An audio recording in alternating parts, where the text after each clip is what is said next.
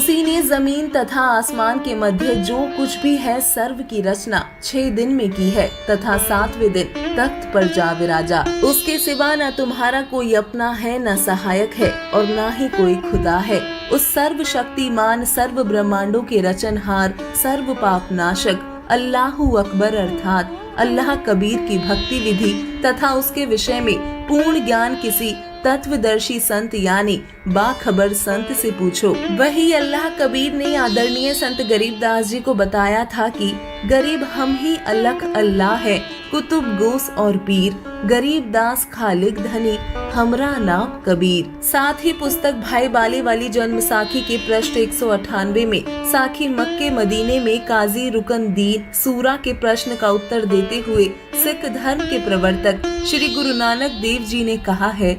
खालक आदम सिरजिया आलम बड़ा कबीर, कायम दायम कुदरती सिर पीरा दे पीर, सजदे करें खुदाई नो आलम बड़ा कबीर। दर्शकों, कुरान पाक व संतों की वाणियों के उपरोक्त प्रमाणों से सिद्ध है कि कादर अल्लाह कबीर है, जो कि इबादत के योग्य है तथा कुरान का ज्ञान देने वाले अल्लाह को उस कादर अल्लाह कबीर का पूर्ण ज्ञान नहीं है, तो उसके द्वारा बताई गई भक्ति साधना यानी कुरान में वर्णित इबादत से पूर्ण लाभ नहीं हो सकता। यही कारण है कि मुस्लिम धर्म गुरु काजी मुल्ला तथा पीर भी सत्य साधना तथा तत्व ज्ञान से वंचित है और अधूरे ज्ञान के आधार से गलत इबादत करके कुरान ज्ञानदाता के आदेश की अवहेलना करके पाप के भागी हो रहे हैं। क्योंकि कुरान शरीफ में पूजा की सही विधि नहीं दी गई, बल्कि किसी बाखबर संत के पास जाने के लिए कुरान ज्ञानदाता ने संकेत किया है। दर्शकों, वर्तमान समय में पूरे विश्व में संत रामपाल जी महाराज जी ही वो बाखबर संत हैं जो सभी पवित्र धर्मों के सदग्रंथों का सत्ज्ञान